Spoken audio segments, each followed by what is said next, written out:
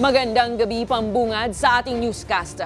Muling nagkatensyon sa plenaryo ng mataas na kapulungan ng Kongreso matapos ang mainit na debate kung aamyendahan ba ang Senate rules para payagan ang online participation at online voting ng ilang senador. Nag-ugat ang tensyon matapos isulong ng mayorya ang panukalang pagbabago sa Senate rules para payagang makalahok at makaboto ang ilang miyembro kahit hindi sila personal na nasa loob ng Senate Hall. Sa harap ito ng posibleng patuloy na partisipasyon ng puganteng si Senator Ronald Bato de la Rosa. Pero tutol dito ang minority senators dahil labagaan nila sa Senate rules ang ganitong paraan ng diskusyon ukol sa naturang pagbabago. Anila dapat may isang araw bago talakayin ng anumang bagong motion. Ipinunrin ng minorya na hindi pa nga naitatatag ang bagong Senate Committee on Rules at wala rin pang Senate Majority Floor Reader. Pero muling ipinilit ng mayorya ang botohan sa issue.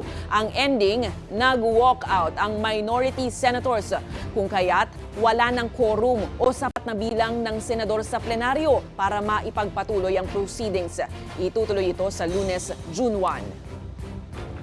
Ito pong mahirap kasi kung wala po tayong legal background dito. Kaya sinasabi ko na nga po, hindi po bagong motion ito eh. Hindi siya bagong motion. Kasasabi ko lang po, May 11, minub ko na po ito eh. Sino po magsasabi na bagong motion? Point of order. Ad hominem. Sinasabi ko lamang po, ang sinasabi ko lang, kanina ko po sinasabi. Hindi po tama yun. Section 136. Ay walang kinalaman, walang alam sa pagbigyan batas. Does that fall under force majeure or does it fall under national emergency, Madam President?